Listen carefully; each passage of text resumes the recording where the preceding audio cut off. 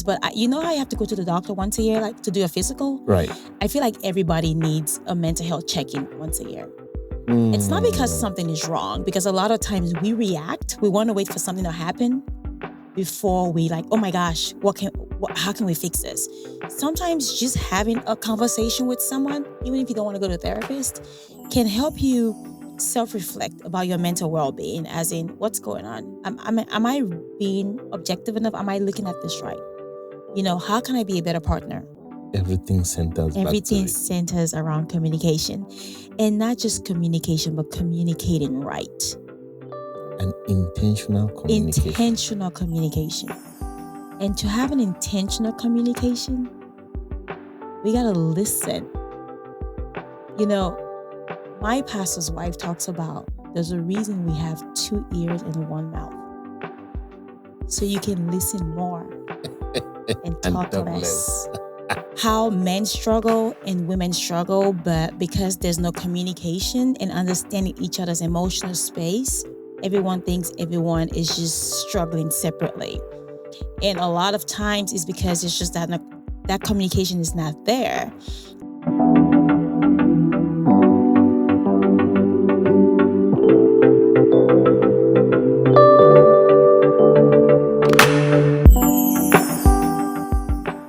Hello, viewers. Welcome to the Wisdom Bank podcast studio.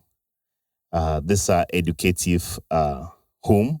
You can be a guest, as well as you can also bring a guest. Today, I'm so excited to be with Dr.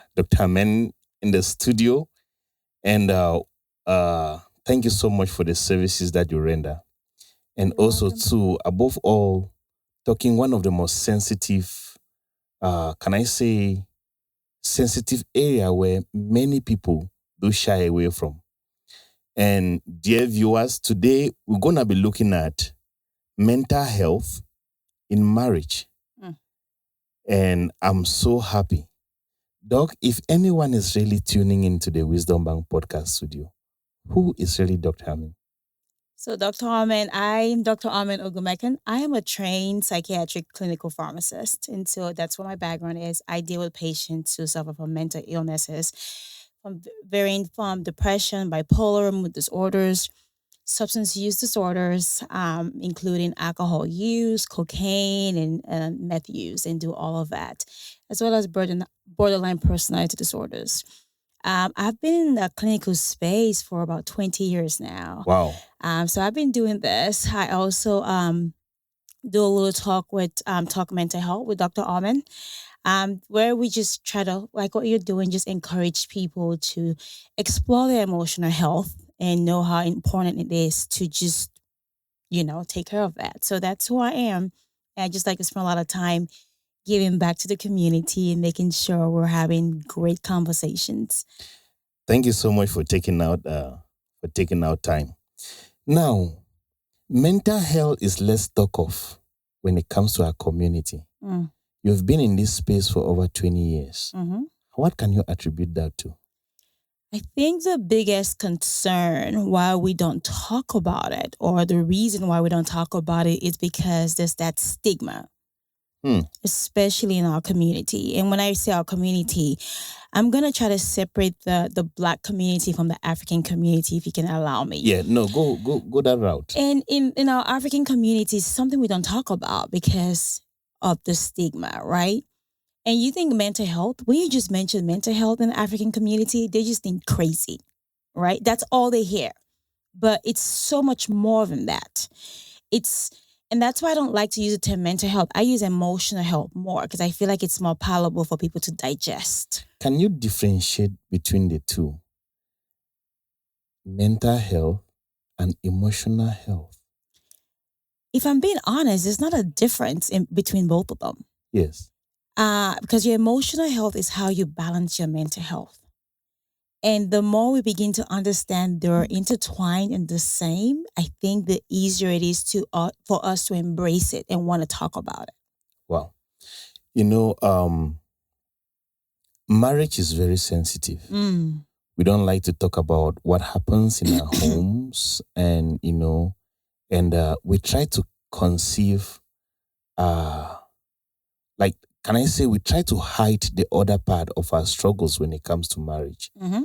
And the ripple effects do spread in our interaction, whether we know it or we don't know it, whether conscious or unconscious.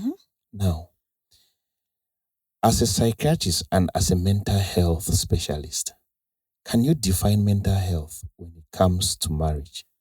That's a tough one. And I say that because you're right. Number one, we just don't like talking about these things. Like, people want to talk about the good side, the shining part of marriages. Right. And another thing also, as a society or as a people, we're taught not to talk about our problems. Have you ever heard that saying, you don't air your dirty laundry outside? That's true. Which I think that is the biggest problem ever, because I really personally think that you could benefit from having conversations, those difficult conversations with other couples or other people in that space. It's funny you asked me this question because I just had a conversation with a couple yesterday about, how men struggle and women struggle, but because there's no communication and understanding each other's emotional space, everyone thinks everyone is just struggling separately. And a lot of times it's because it's just that communication is not there. And you don't understand where they're coming from. Because if you don't understand your partner's mental health or mental state, it's hard to communicate, right? And if you can't communicate, then you have issues relating as a couple. Wow. And that's the biggest problem. They talk about love language. Emotional health or emotional state also has their language. You have to be able to read their language and understand. So you have to understand, what are your triggers? What are my triggers? Because if you don't know what they are, you could keep triggering me. And I can keep triggering you because we don't know and we're not communicating. And that's one of the biggest problems, is it still boils down to communication.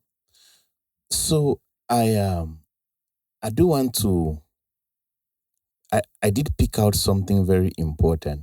In our previous episodes that we did, we're talking about succeeding in marriage as a Christian. And our guest, he said something that there are 3 key things that kills marriages. He said vision, mission, and communication. Now, my question that I want to ask you is, when you look squarely into marriage, there are so many angles that we can tweak in, we can look in from the left and we can look in from the right. How has lack of communication attributed to the mental health of most marriages? That is an amazing question. Communication is so important, right? Yes. And when you think communication, you're thinking about just talking. Communication is so much more than that. There are 2 parts to communication. There's talking and there's listening. And the biggest part of communication that actually could make a marriage or any kind of relationship thrive is the listening part. And that's what triggers a lot of emotional problems, because sometimes we're just talking and we're not hearing the other person. And when you do that, that could affect their emotional health or how they respond. Because you're saying one thing, I'm saying something else. And even at some point, you could be saying the same thing, because if you're not listening, you're not hearing each other. And so you cannot respond like you should. And at that point, you're not solving any problems, because we didn't hear anything we said, because we didn't carve time to listen. Because when we hear communication, I just want to talk. But great communication, honestly, if I dare define it, is 20% talking and 80% listening. Because it's only from what you hear you can try to navigate what's the next step. How can I connect with my spouse better? What is it that they're lacking that they want from me? And how can I help them? And that's really part of the problem, is a lot of times we don't listen when we're communicating. So I know that you've really sat with couples, maybe, like we in the West, right? We might talk of couples, you might see boyfriend and girlfriend and all that. But can you separate the gender within the marriage? Which of them really triggers the mental health of that relationship? Ooh. Like The one of the male, the conversations. female, Oh, yeah, I got you. yeah. One of the conversations I just had the other day was mental health is no respecter of genders. Wow. Go deep into that. Mental health is not going to decide, okay, because you're a man, I'm going to be nicer to you, or you're not going to have an outburst, or because you're a woman, you're going to be more emotional. It's very equally balanced. So I don't think it's fair to say one spouse is the one who could trigger it better or trigger it more. Not necessarily. It depends on those two people. Right. And not everyone has an imbalance. So mental health is not just emotions, right? There's a chemical in our brains that we work with. Without going too scientific, we've got dopamine, serotonin, norepinephrine, all those chemicals that help balance our brains out, right? And sometimes, whether male or female, you might just be lacking one of them. I want to tweak this talk here a little bit. I love those chemicals that you're putting in, which I know that they are missing. We really don't have an understanding of this particular subject because it's not talked of. When we hear shootings, we hear other things, we attribute them to mental health. Can we attribute the divorce rate that is trending in our times to mental health? You really get me in trouble here, but I can't say this enough. I think without having actual statistics, right? I want to say it has a huge part to play in it. You know how they talk about hurt people hurt others? Right. It's the same thing, right? And sometimes what you don't know you can't fix, and what you haven't learned you cannot understand or even show it to someone else. And what do I mean by that? Could things be worked out between couples? Absolutely. But the problem is that you don't even know you have a problem, or you don't know you're doing something wrong because you were never thought better, or you don't know better, right? And it's like, well, this is what I'm going to do, and that's what it is. And you're probably suffering in silence. And I'm talking about men and women. This is not one-sided. Right. And if you don't know what signs to look for or what you're seeing and acknowledging it, it becomes a problem. And before you know it, because if I'm struggling emotionally and my spouse is not understanding, right? And at some point I become quiet. I start to pull away. I'm isolating. And you don't even know. You're like, okay, well, she's just calm now, right? But I'm struggling. But because you don't understand that I have an emotional problem, you don't see that part. You just see it as me being calm. I could be in the marriage, but not in the marriage. And at some point, I'm like, okay, I can't do this anymore. And not just that. Hold 1 second. And let me talk about the men, because men are a little different. Right. Is they might just be keeping it in, right? You know how you guys could be just keep things in. I always tell people, if you put this bottle, for instance, if you put a lot of things in this bottle, at some point you're going to keep keeping that in. But when you get to the top, it's full. And even if you try to put more in, it's going to explode. And you have that anger burst and it becomes something else. And then they leave. So again, mental health has a lot to do with it, but you have to understand it. So I think that divorce rate has a lot to do with a state of people's mental health. I mean, I don't think it's the only thing responsible, but when you cannot connect emotionally, it's hard to connect any other way. You answered this question taking me towards a point that a question that I wanted you to answer, but I want you to go deep on the signs and symptoms that couples, once they see them start trickling in, it means like either each of them or one person is already suffering from mental health.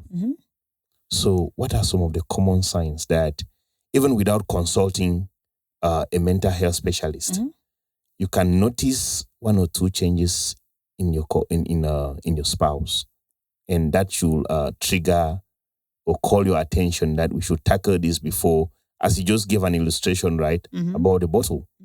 Yeah. So, and the thing with mental health, or sometimes when you see signs and symptoms, it could be tricky, right? Because as humans, we change, we evolve, right? So, I remember when I was getting married, someone told me, when you're getting married, marry who that person is now, who they're going to evolve to, and who they're going to be in the future. So you have to have that in place. Please repeat that again. So, as you're getting married, you're marrying who you're marrying now, the person that's going to be a work in progress, so how they're going to change and how they're going to become in the future. So it's really a 3-part person you're marrying. Wow. And that's the same way too, because you just evolve.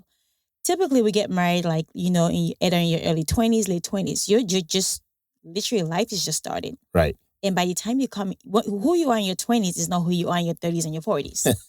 Say that again. That's deep. I mean, people start new careers in their 40s, right? So, and that's just life. You evolve, right? And then once you get to your 50s, 60s, that's a whole different ballgame. You're a whole different person. Right. So when you're marrying, you have to understand that's going to happen. There's that. But there are also things those are things that you and your partner will talk and walk through, right? If you guys are in sync and in tune. But there are other things. I think the biggest thing that people tend to miss is isolation.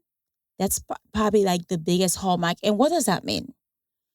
When your spouse decide that, okay, I'm just going to do my thing. You're too busy or whatever. Or they try to center everything around the kids.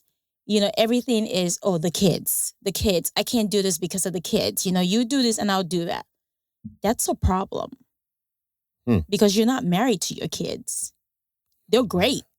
But your kids are not. But when you start using the kids as an excuse to isolate and do things by yourself, that is a red flag.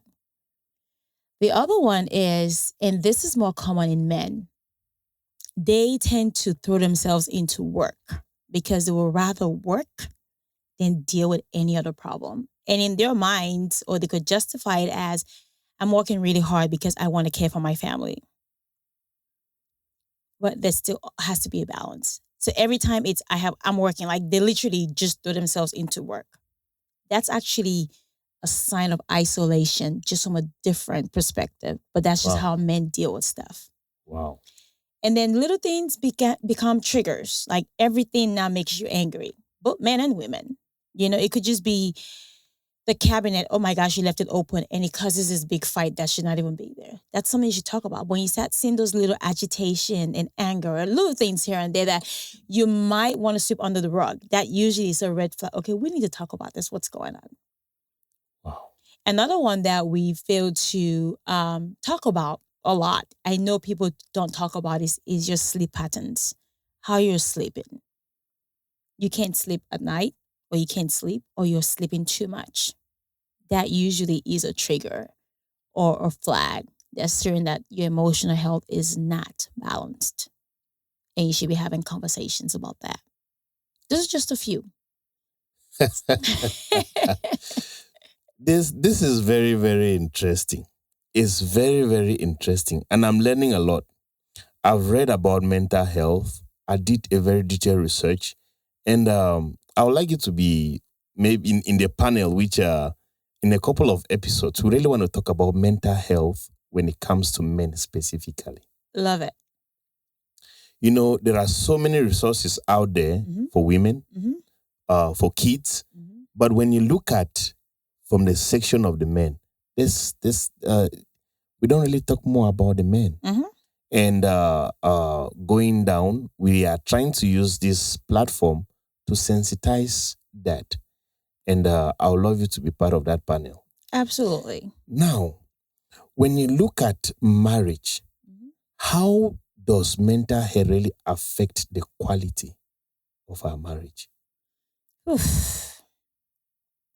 So we were just talking about this the other day, and someone was like, does marriage counseling work? And I'm going to go forward and then come back. Right.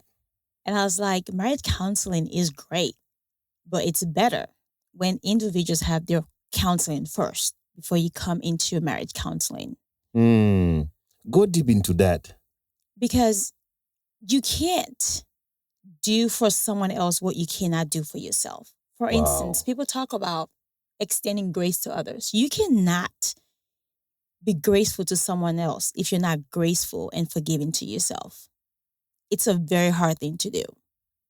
And so if you're not well balanced emotionally, it's hard for you to be emotionally available for somebody else That's because true. you're not balanced. So how are you going to be able to recognize somebody else's emotion or try to mingle that with yours when you're not doing well? Wow. uh, this is interesting, and what you are saying is very true. When you read the books, when I was getting married, our counselor recommended us this book, The Five Love Languages. Mhm.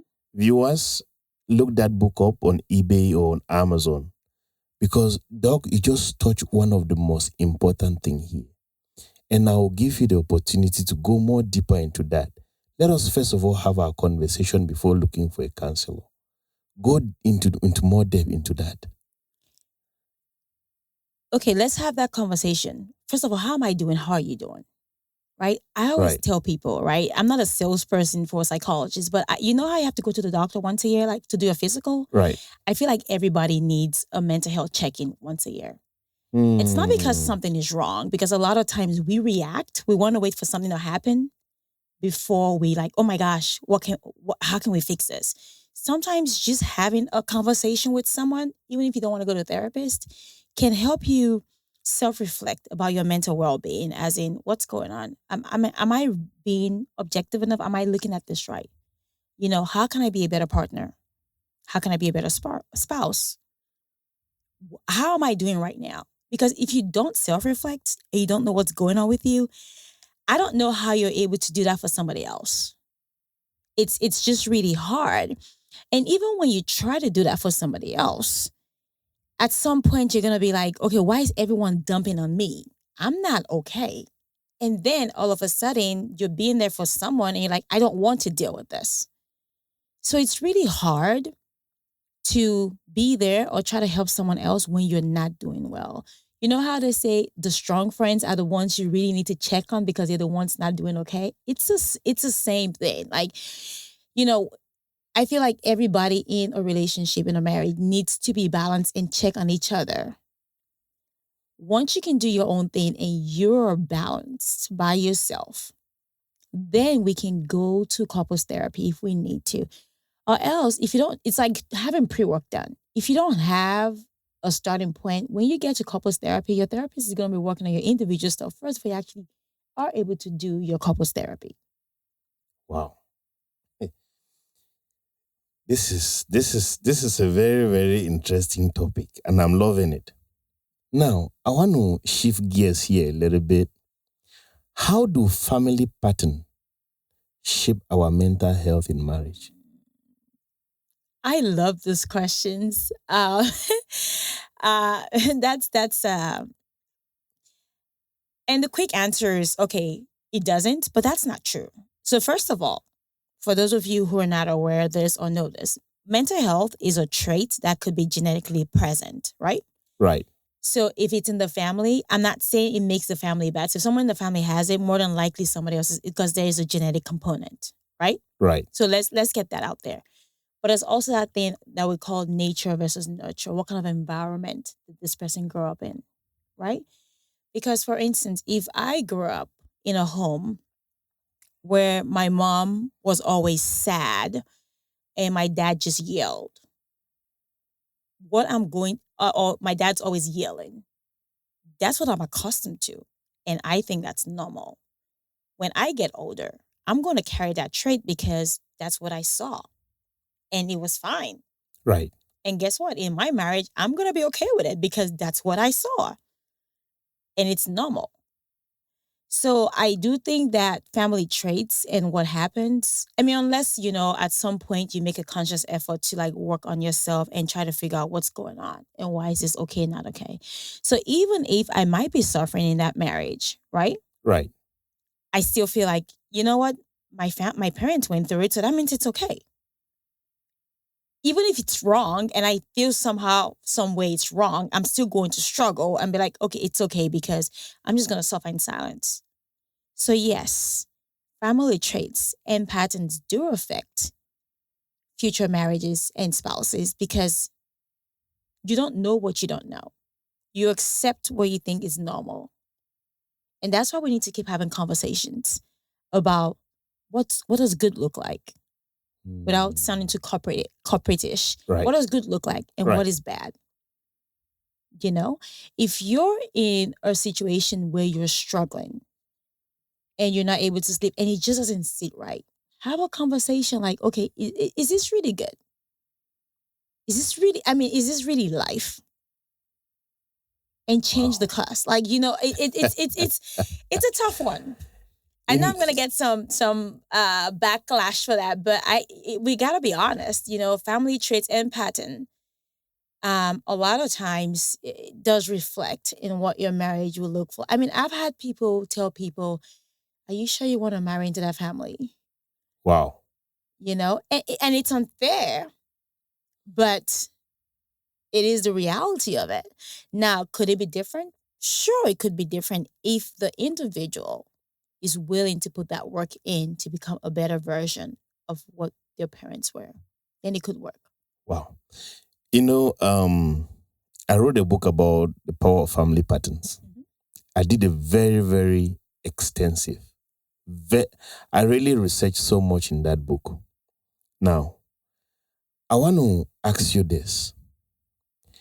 Getting into marriage, right? Because this is kind of a two-phase question. When we look at trauma, Mm. Let me drink some water for this one. Yes. It's gonna be good. Feel free. Now, how do unhealed trauma shakes the mental health when it comes to marriage? Have you ever heard of trauma-based response? No. I'll define it a little because I think that will answer your question. Right. Trauma-based response, without being too clinical and technical, is when you respond to situations based on a previous trauma, unresolved trauma. Wow. Wow. Wow. So does that already answer your question? Yes. So if you have unresolved trauma, childhood trauma, it's funny because these are conversations that have happened with individuals that I talked to in the last 2-3 weeks. Why are you responding like this? And it's a triggered trauma from the past. So sometimes even in that marriage, it might not be something that was done intentionally, but the fact that it mirrored a trauma that happened before, it's gonna create a response. You're going to respond to it based on, okay, this is something I saw before, and this is what you're trying to do. And it becomes a problem. So unhealed trauma is the worst thing ever because it is going to shape how you respond to your spouse. If it even slightly mirrors it, even though it's not an intention for the spouse to do that to you or say whatever, it might just be an honest conversation. It is going to create that response based on a previous trauma because it's so similar. I want you to lay some emphasis on this trauma. Now, and I want you to take it from two angles. As a single planning to get into marriage, how should he handle trauma? And you that is already into that marriage on the different sex, the male and the female. They have already identified, right? So I want you to tie these three package. Okay. As a single person, right? Right. Knowing you have trauma, my honest opinion is deal with that trauma before you bring somebody else into your space. It's very unfair to have somebody else in your space without dealing with that. And if nothing, talk to them about it. Be open. Because if you tell them, okay, this is what happened and this is my trauma, any good spouse or any good person in a relationship is going to try to identify with that and the next question should be, okay, so what are your triggers? You're taking a lot of stuff out of my mouth. So because just for that first part, I was about to ask you like now from the single standpoint, right?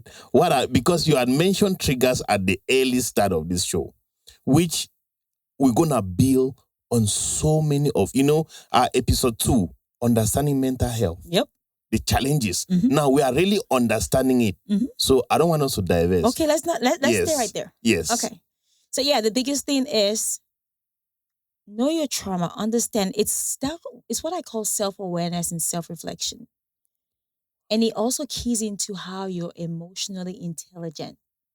Hmm. Because if you work on emotional intelligence, you're going to learn how to be self-aware and self-reflect. So you know how to intermingle with other people. I really think, and I know some people don't know better, and that's fine. But I really feel like if you have a trauma, you need to work on that first before bringing somebody else into your space. Wow. Now, you've really identified that self-awareness, personal reflection. Mm-hmm. There's something that I did before I got married was I had to personally work on, number 1, discipline. Mm-hmm. Number 2, I did a thorough study, 4.5 years, 4 years, 7 months, just studying just my parents and our family tree. Because this subject, right, we are trying to cut the tree without first of all looking at the roots. That's deep. Because the marriage kicks in from the singlehood. Yep. So as a counselor, I want you to go back again. You've touched some of the key stuff, but I know that there's more that you can offer. I'm really laying some emphasis on the singlehood here. I want you to shed more light. Singlehood is, I don't know how much more I could talk about self-awareness. And I think you bring a very valid point is when you're single, it's a season. And that season is time where you take to reflect and understand before you move to the next season. Because how you deal with that season is going to determine how your next season goes. For instance, if you want to plant at some point, if you want to grow a tree or fruit or whatever that, you have to prep the soil before it's actually planting season. That's true. Because if it's not prepped properly, if the soil is not moist and it's not right with the right nutrient, if you lay seeds in that soil, even if it's planting season, it's going to die because it wasn't ready. And that's the same thing with singlehood. You can't just say, okay, you know what? My time is ticking. I'm getting close to 30. I have to get married. And then, the next thing that comes along, you have a conversation, you're dating for like a year or whatever, and then you get married without even doing the work. You haven't researched her background, his background. You haven't researched your family. You haven't looked at traits. You haven't had conversations. You haven't tried to figure out, okay, what's good and what does bad look like. You haven't looked at your internally into your family or your uncle, your aunt, anybody's married and be like, okay, what do I like here? What don't I like? Why does this work for them? And why does it not work? You haven't done any of the no groundwork. And you want to go into marriage, you're in for a very long situation.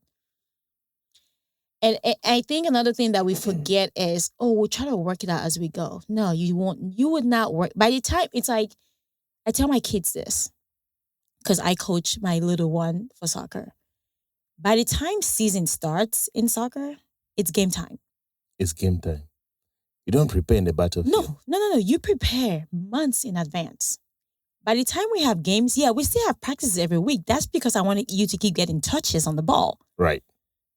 Our season started 5-6 months ago when we were trying to practice. It's not when we have a game every week you learn how to shoot.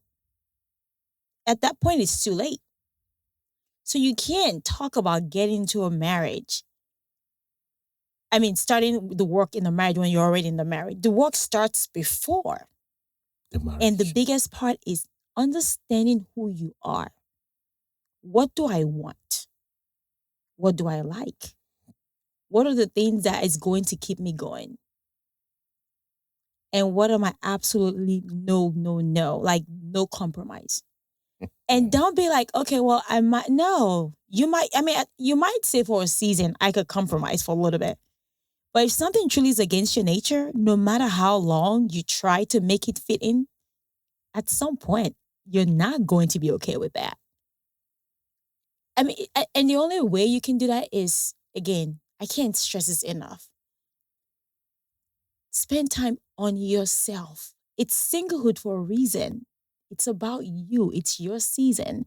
Because when you get into marriage, there's no longer, it's me. It's not us. And there cannot be a good us if there was not a good me. I love that. I love that. There can never be a good us when there was not a good reflection or a good, like, the assignment was done on you to produce the good us. I love it. I love it. So, Doc, I want you to take it to this length. Go a little bit more now. When we've looked at those, the early phase, right? It's just you on both sexes, the boy and the girl. Now, you guys are now couple, right? Let's touch on those trauma. You've identified and you guys are already married. Now, how can we go about it? The biggest thing is making sure everybody's aware of what's going on. So I'm going to tell you, this is my trauma. But another thing also is, it's okay for me to want to tell you. You as the spouse need to be open to having an open, honest conversation about that. So I can't be like, I'm telling you, oh my gosh, this happened during my childhood. And then every time we get into a fight, oh, that's why that happened. No. You have to create a positive environment for us to share that. Number one. So we have to be on the same page. Right. And after that, okay, how can we work on this? What are things that I'm doing that could reflect that or trigger that? I'm trying not to use the word trigger, but you get it. Yes. What can I do to help the situation from escalating? Again, it goes down to that thing we call communication. Everything centers around communication. And not just communication, but communicating right. And intentional communication. And to have an intentional communication, we got to listen. My pastor's wife talks about there's a reason we have 2 ears and 1 mouth. So you can listen more and talk less. Wow. It's really, really interesting. I have 2 more questions here for us before we go. Now, this particular subject, we try to brush it. There have been so many misconceptions when it comes to mental health. Let's say you just came back or you came from Africa and you're in the West. You see someone be like, I can't take it. Then we always claim tough, especially we Africans. And we're dying inside. Now, I want you to take it from 2 angles. Now, you just came from back home or someone back home watching this episode. What are some of the misconceptions that we attribute to mental health? And it's really killing us. So for someone back home, I think when they see people from the West complain about mental health, I think the biggest thing is like, you don't have it hard. You don't have it difficult. What are you complaining about? Mental health is not about if you have money or not. It's not about if you're living in comfort. It's not about if you have constant supply of water and light. It's not. Emotions is no respecter of anybody or status. It has to do with your chemical imbalance a lot of times. So the biggest misconception is if you have everything. So what are you complaining? What are you complaining about? And that Oh my gosh, that's like one of the biggest things I don't like to hear. It bothers me. And let me take a little bit step further. Right. Is especially when a man wants to complain, you're a man. You're supposed to be tough. Stand tall. What has mental health got to do with toughness? Again, I'm not a man, so I cannot claim I know how men feel. But if I'm being honest, a man who can voice his emotional concern is a much stronger man than Wow. a man who decides to deal with it because you're not strong enough to understand that sometimes I don't have it all together. And that's okay. Wow. That's very, in our last episode here, we're talking about Father's Day. Mm. And the guest says something. He said, fatherhood does not mean male. Mm. There are women who are fathers. Mm. And he mentioned something that we try to prove tough Mhm. because of the man's right. And we fail to cry out when we are in really dire need, Mhm. which is one of the misconceptions that you mentioned there. I want you to take it a little step further. Now, how can we break that myth? I think one of the biggest ways to break it is to keep having conversations and shedding light into the situation. So, for instance, I like to use this example. There are days at work where I'm struggling and I can't figure out a solution to a problem. And I go to my coworker and we talk it out and I figure it out. Does that take away my degree from me? Nope. Does it take away my job and remove that doctor title? Absolutely not. I'm a better practitioner because I solved the problem and saved someone's life. That's true. But it could have gone another way where I just struggle and like, you know what? I'm just going to figure it out. I don't care if it's right or wrong, but I don't want to ask for help. It's the same way. Is why struggle in silence or wait till something gets really bad? Or in some case, already too late. If you're 6 feet under because you struggled so much and decide to take your life, the only thing I can do is show up to your funeral, eat jollof rice, and cry. I can't do anything else. That's true. Wow. And I cannot make a difference at that point. I can only be like, oh, don't be like this person, talk about it. But that's a life wasted. That could have been better. And I also feel like as a society, we need to create that space for men to be able to have those conversations. Like they should not be looked down on or judged because they're struggling. Like it needs to be okay. We need to let them understand it's okay not to be okay. Like I always tell people, one poor day or even a bad month does not erase an entire year. That's true. Like if I started my day off this morning, like yesterday, I was doing a setup and the rain started, drove me absolutely crazy. But at the end of the day, everything looked so good. I didn't dwell on that 1 hour that the rain decided to frustrate me. I focused on everything else that would work out okay. Because there are 24 hours in a day. 1 hour does not erase my entire 23 hours. Just like 1 year does not erase 5 years. I don't care what the balance or the ratio is. Right. As a matter of fact, we're supposed to have bad days and low times. That's what makes the high days and the high times better. More appreciated. As we're rounding up here, I have one question for you. Can a marriage survive when one of between the couple struggles with mental health? I'm so glad you asked this question. Yes and no. I know you're expecting me to say yes or no. It could go either way. It's 50-50. Right. And you want to know why I said that, right? Yes. Yes, it could survive if one person is struggling. If both of the partners understand that one person is struggling and the person struggling is willing to get help, and the partner is also willing to support the person struggling to make sure that it and create that safe space to make sure that they're getting the help that they need. Yes, it could work. No, it could not work if the person suffering does not acknowledge the fact. Because they say the first step to solving a problem is understanding there's a problem.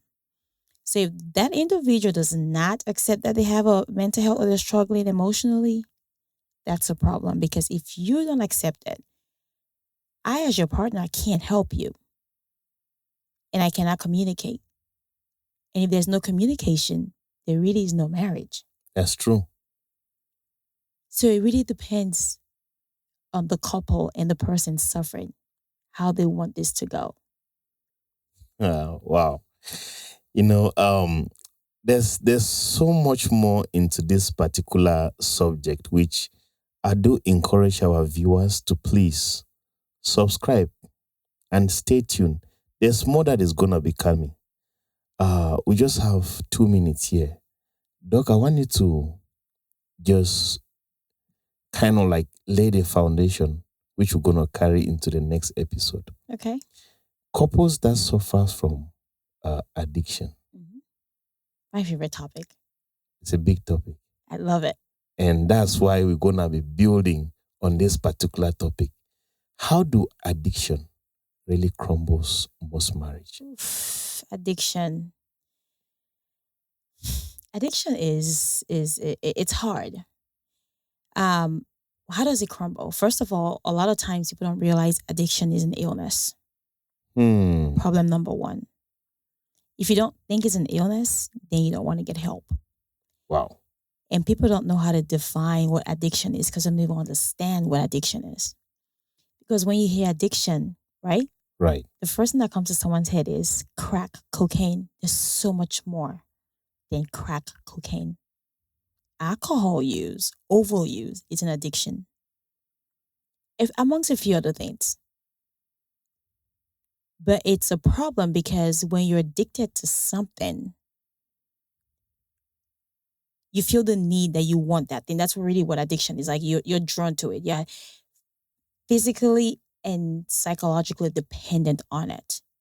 And so it comes forefront above everything else.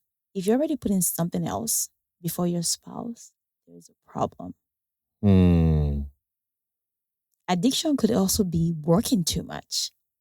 You're addicted to that work and that extra dollar. That's a problem.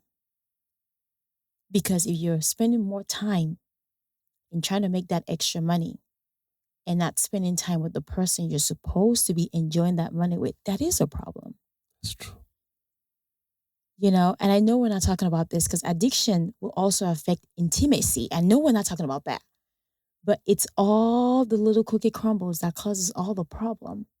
And that's why it becomes a problem in a marriage. Doug, you are touching. Look, dear viewers, we don't want to be pushing so much out there because this subject is, we will do everything possible to have a panel. But Doug, you are touching so many key things here. And I love the way you are putting it. Our podcast is an educative we do more educations here. Mm-hmm. You can always fact check what we do.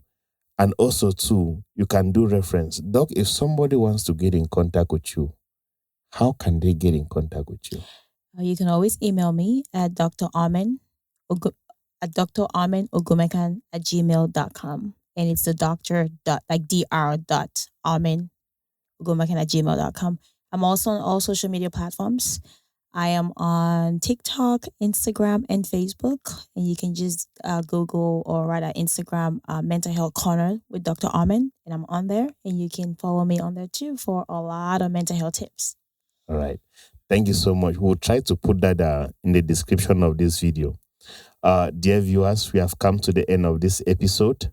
This is episode 1, Understanding Mental Health in Marriage. And more episodes are to come. Doc, thank you so much for your time. My pleasure. Yeah. Our camera and sound was handled by Mr. Vanel. And until then, see you all. Thank you.